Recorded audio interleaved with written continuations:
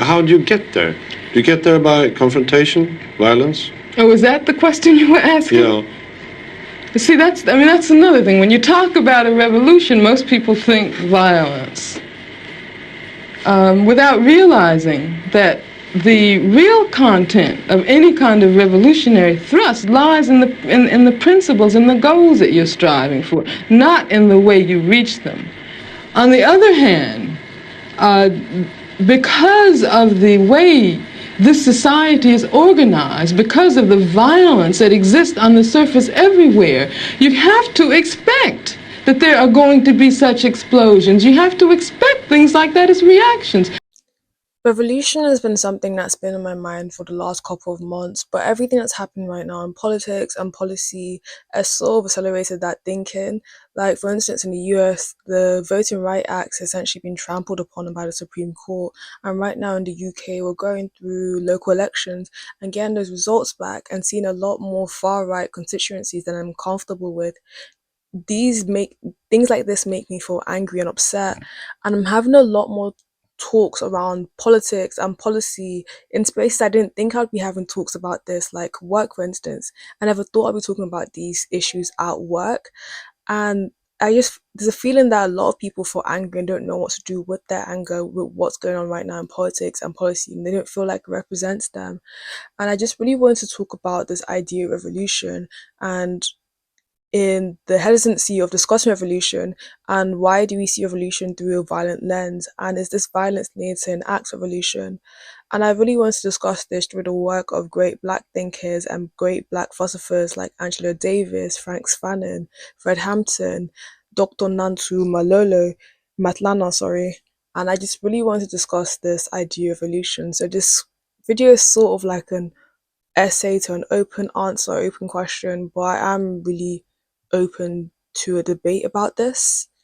But if you're new here, hi, I'm Sharon, and this is Sharon Unfiltered, where I discuss media, fashion, politics, and everything in between.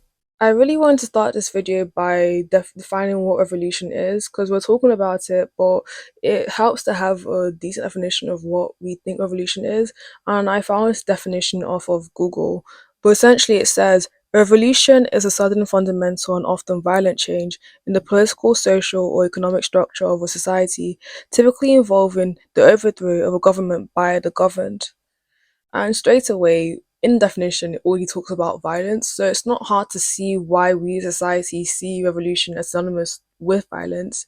But I also think if we look at historical examples of revolution, the Haitian Revolution, the French Revolution, the Russian Revolution, they have all been enacted through violence, but the societies they lived in, societies we live in now, are perpetuated and maintained by violence.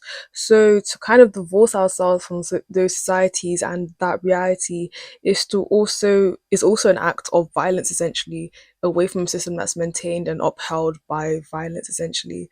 So that was one of the big questions I think I had when I was reading a lot of the work around revolution and liberation, essentially, because I think it's the one thing a lot of philosophers struggle to, or had struggles with in their writings or in their interviews, because they constantly had been asked questions about, is revolution a violent act? Must revolution be a violent act?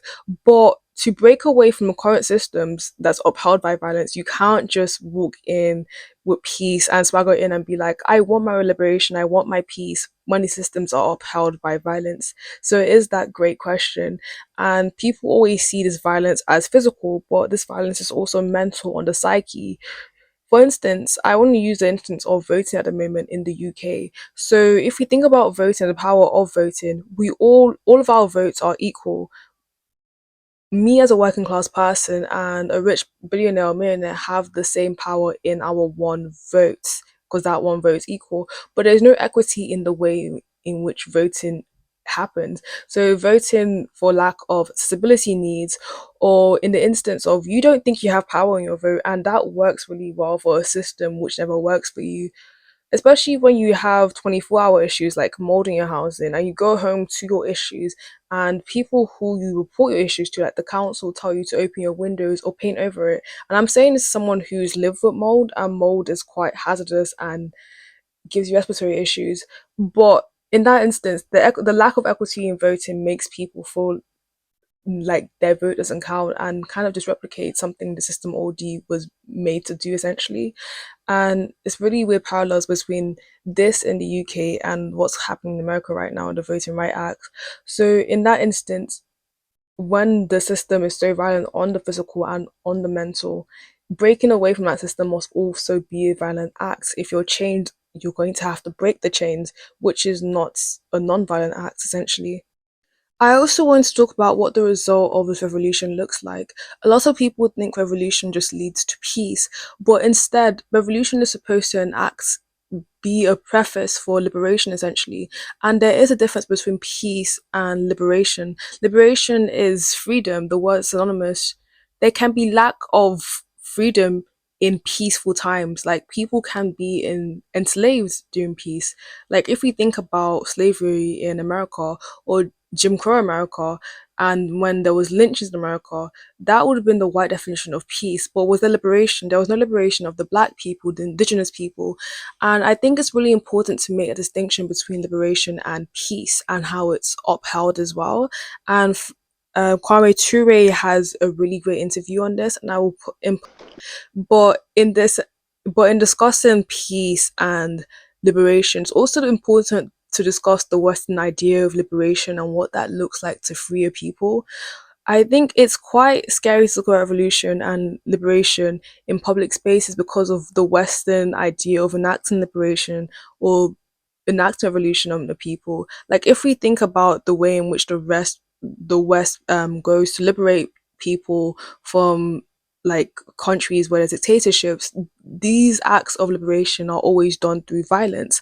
And I think because of the way they perpetuate violence abroad, when you now start to talk about revolution and liberation in home states, in your home country, in where you live, when it's on home turf, it becomes terrifying for governments in that type of system because the examples they have given us of, of revolution liberation have always been violent. So of course, the idea of revolution liberation is also violent in the home turf, and they fear that kind of echo chamber kind of propelling back into them essentially, if that makes sense.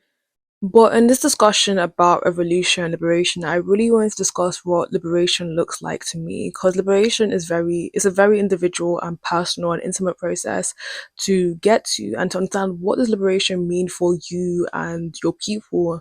And that obviously varies from person to person. As a black woman, liberation for me is decolonization, freedom from the West essentially, free black bodies, the way in which our bodies are not governed by state systems and people who don't look like us, as well as freedom from borders essentially. And in discussing liberation, I really wanted to quote Frantz Fanon in his book The Wretch of the Earth, in which he says, national liberation, renaissance, the restoration of nationhood to the people, commonwealth, whatever may be the headings used or new formulas introduced, decolonization is always a violent phenomenon.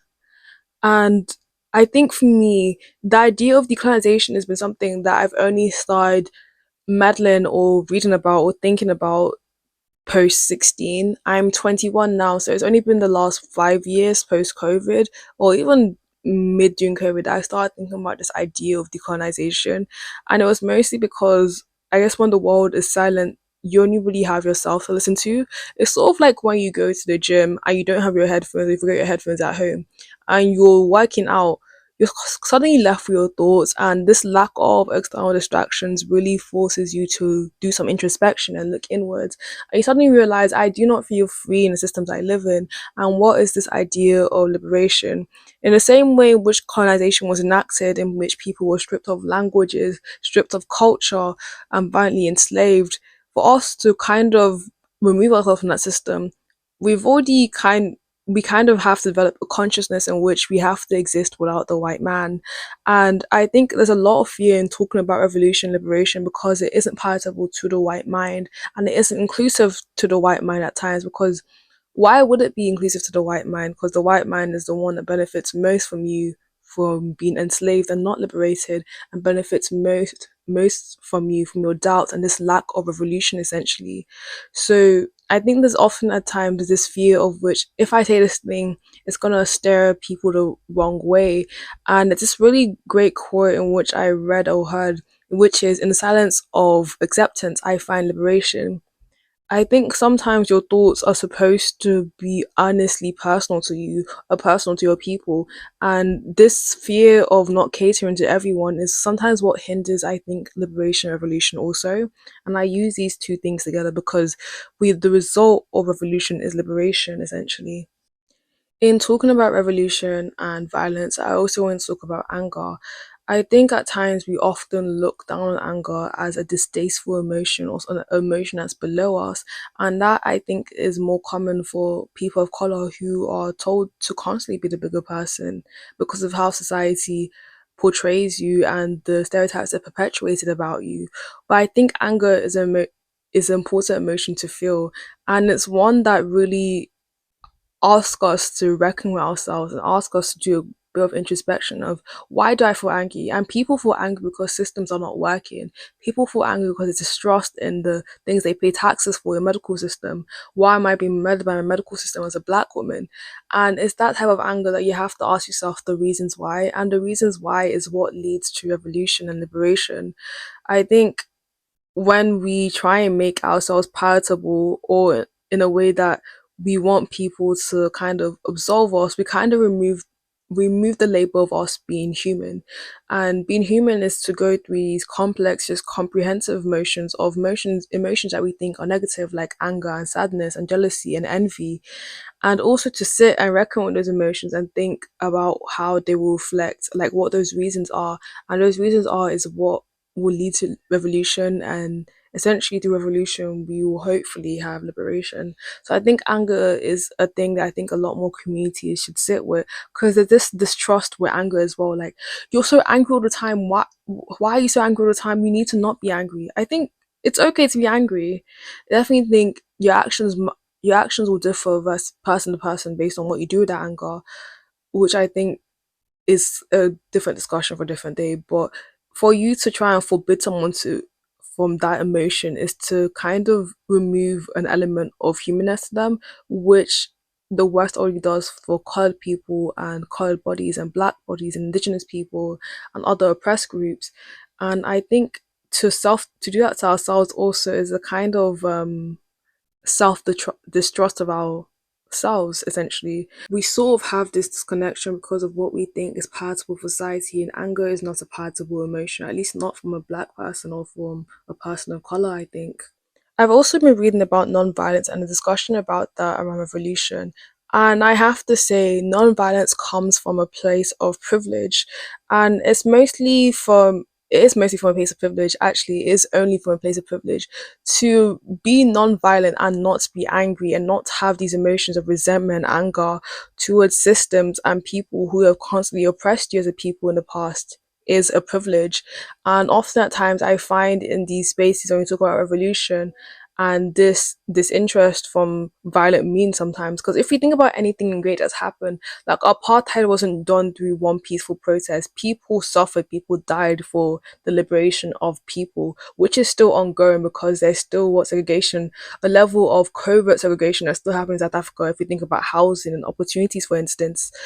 But in terms of this idea of nonviolence, I think is fictional. On paper, it should work, and because we're kind of appeasing or appealing to someone's moral consciousness. And I forgot who was saying this. I think it might have been Kwame Ture. He was saying that the mistake in which Martin Luther King made is that he was appeasing to the American government, but you're appeasing to a parent that has no conscience. Dr. King's policy was that nonviolence would achieve the gains for black people in the United States. His major assumption was that if you are nonviolent, if you suffer, your opponent will see your suffering and will be moved to change his heart. That's very good.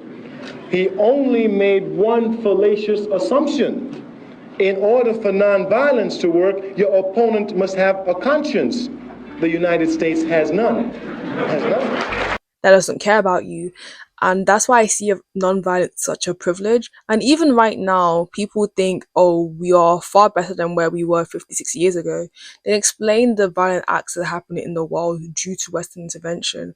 This idea of nonviolence comes from a place of privilege, from people who've never been oppressed and you've never been distastefully pushed out of society, essentially. So I think the idea of nonviolence also gives me a sense of resentment. It makes me sort of angry, in which we don't have that privilege because the way in which government bodies are forced upon us, like the police or even medical doctors, in the way in which we're murdered in these spaces is a violent act. So how dare you ask me to not be violent or not be angry, essentially?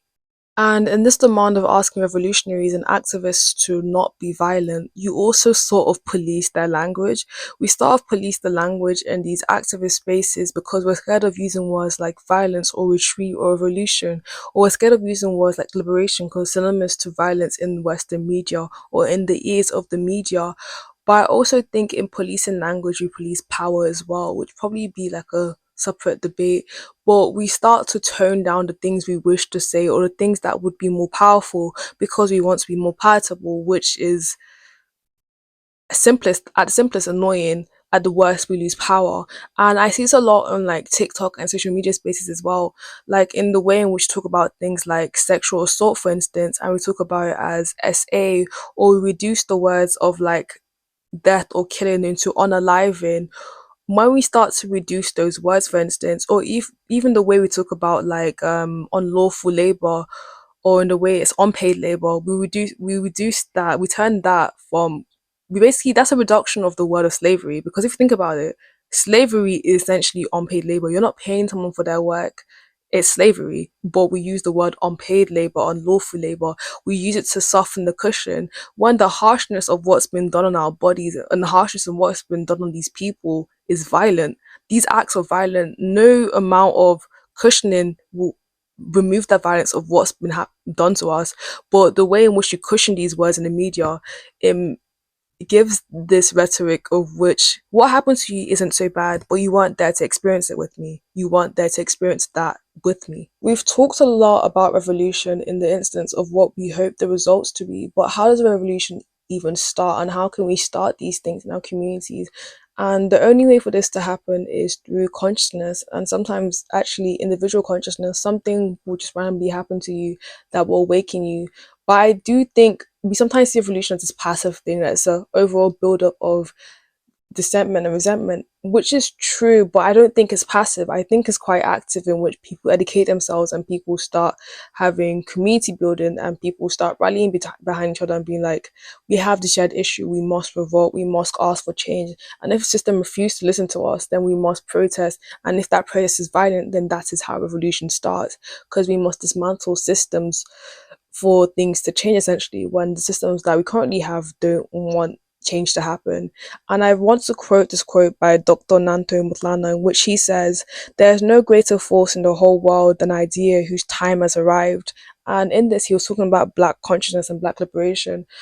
And I'm passionate about that, but I think this can also be applied to other things as well, in which when something's ready to at a tipping point, it will blow and revolution will start. But this idea of revolution being passive is disinteresting. It doesn't, I don't think anything really happens passively. There are active agents in which you do not see or which you do not take notice of, which is why sometimes people say the quote, the revolution will not be televised. Of course it won't. The people that propel most things in a revolution are also the people we least remember, for instance.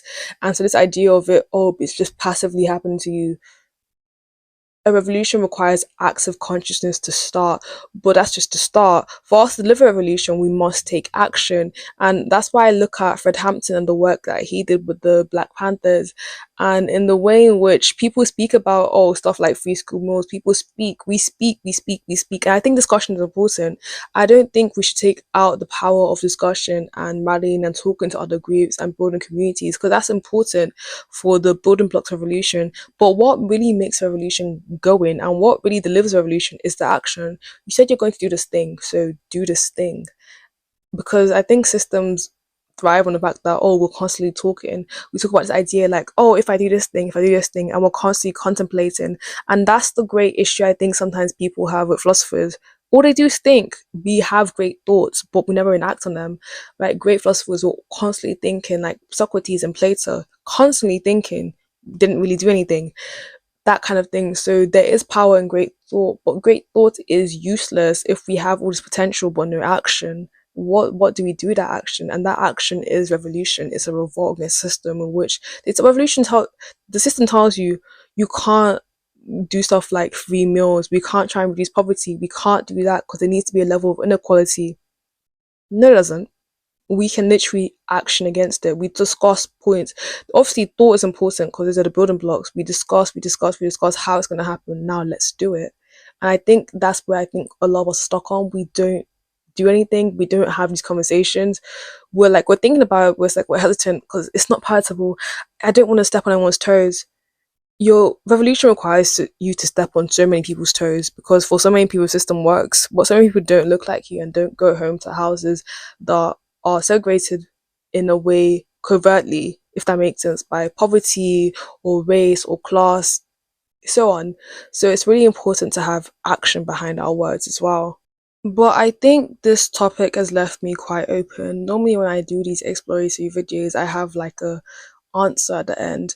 I think because I'm not a violent person inherently, the idea of violence was initially uncomfortable to me, but in realizing I have a consciousness in which systems are upheld by violence and the acts of violence I've gone through in these systems have made me, I guess, is the word more radical, in the instance of which I empathize with violence in movements, essentially. So this is a very much open discourse, and I would love to see what people think as well in the comments about revolution and liberation and the ideas around it, essentially.